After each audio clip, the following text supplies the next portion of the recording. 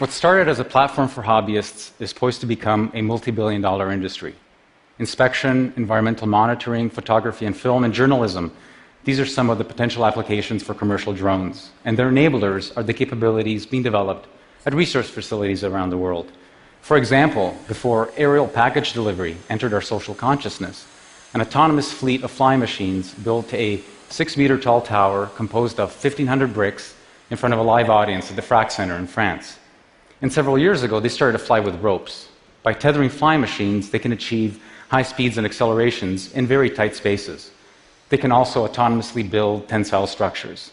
Skills learned include how to carry loads, how to cope with disturbances, and in general, how to interact with the physical world. Today, we want to show you some new projects that we've been working on. Their aim is to push the boundary of what can be achieved with autonomous flight.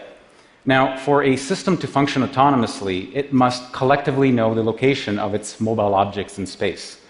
Back at our lab at ETH Zurich, we often use external cameras to locate objects, which then allows us to focus our efforts on the rapid development of highly dynamic tasks. For the demos you will see today, however, we will use new localization technology developed by Verity Studios, a spin-off from our lab. There are no external cameras. Each flying machine uses onboard sensors to determine its location in space, and onboard computation to determine what its actions should be. The only external commands are high-level ones, such as takeoff and land.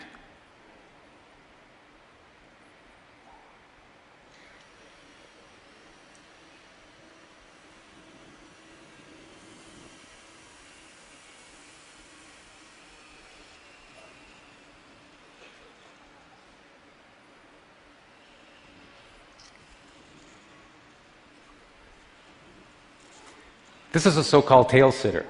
It's an aircraft that tries to have its cake and eat it. Like other fixed-wing aircraft, it is efficient in forward flight, much more so than helicopters and variations thereof. Unlike most other fixed-wing aircraft, however, it is capable of hovering, which has huge advantages for takeoff, landing, and general versatility. There is no free lunch, unfortunately. One of the limitations with tail sitters is that they're susceptible to disturbances, such as wind gusts. We're developing new control architectures and algorithms that address this limitation.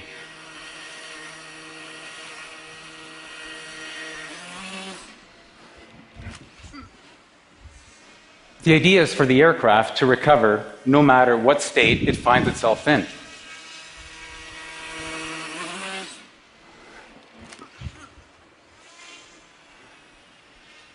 And through practice, improve its performance over time.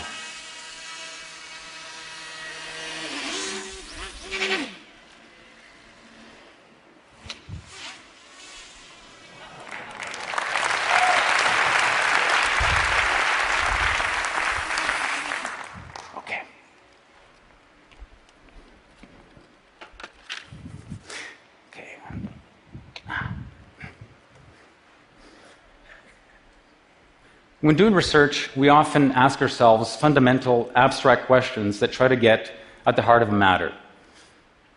For example, one such question would be, what is the minimum number of moving parts needed for controlled flight? Now, there are practical reasons why you may want to know the answer to such a question. Helicopters, for example, are affectionately known as machines with 1,000 moving parts, all conspiring to do you bodily harm. It turns out that decades ago, skilled pilots were able to fly remote-controlled aircraft that had only 2 moving parts, a propeller and a tail rudder. We recently discovered that it could be done with just 1. This is the monospinner, the world's mechanically simplest controllable flying machine, invented just a few months ago. It has only 1 moving part, a propeller. It has no flaps, no hinges, no ailerons, no other actuators, no other control surfaces, just a simple propeller. Even though it's mechanically simple, there's a lot going on in its little electronic brain to allow it to fly in a stable fashion and to move anywhere it wants in space. Even so, it doesn't yet have the sophisticated algorithms of the tail sitter, which means that in order to get it to fly, I have to throw it just right. And because the probability of me throwing it just right is very low, given everybody watching me, what we're going to do instead is show you a video that we shot last night.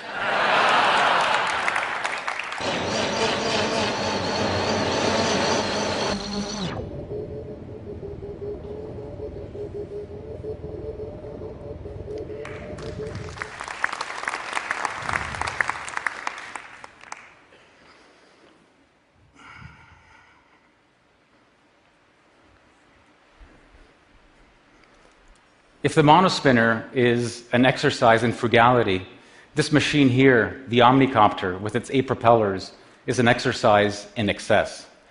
What can you do with all this surplus? The thing to notice is that it is highly symmetric. As a result, it is ambivalent to orientation. This gives it an extraordinary capability. It can move anywhere it wants in space, irrespective of where it is facing and even of how it is rotating. It has its own complexities, mainly having to do with the interacting flows from its 8 propellers. Some of this can be modeled, while the rest can be learned on the fly. Let's take a look.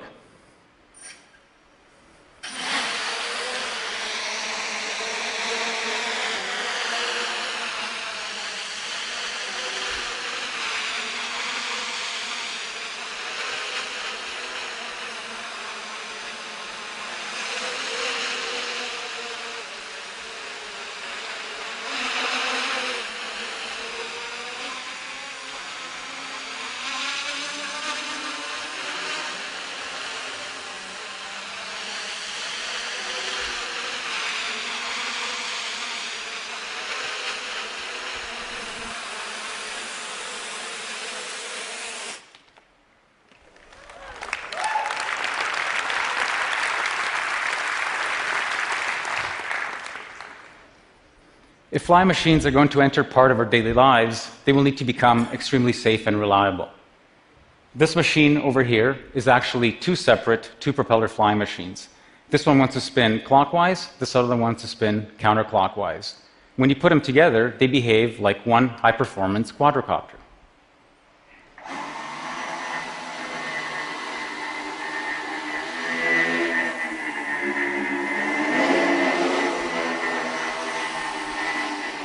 If anything goes wrong, however, a motor fails, a propeller fails, electronics, even a battery pack, the machine can still fly, albeit in a degraded fashion.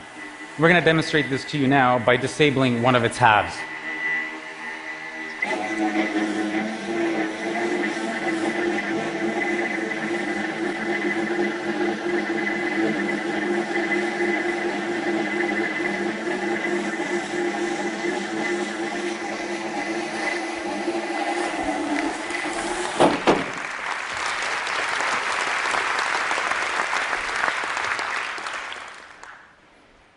This last demonstration is an exploration of synthetic swarms. The large number of autonomous, coordinated entities offers a new palette for aesthetic expression. We've taken commercially available micro-quadcopters, each weighing less than a slice of bread, by the way, and outfitted them with our localization technology and custom algorithms. Because each unit knows where it is in space and is self-controlled, there is really no limit to their number.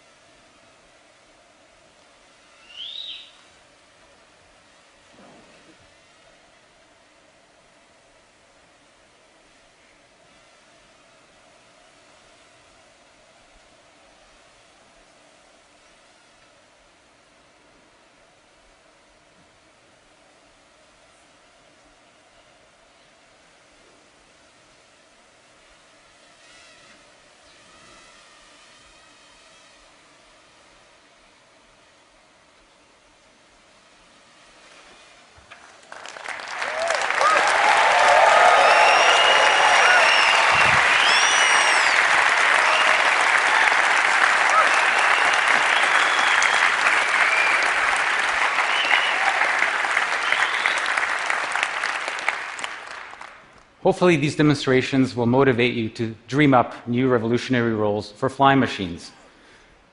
That ultra-safe one over there, for example, has aspirations to become a flying lampshade on Broadway. The reality is that it is difficult to predict the impact of nascent technology.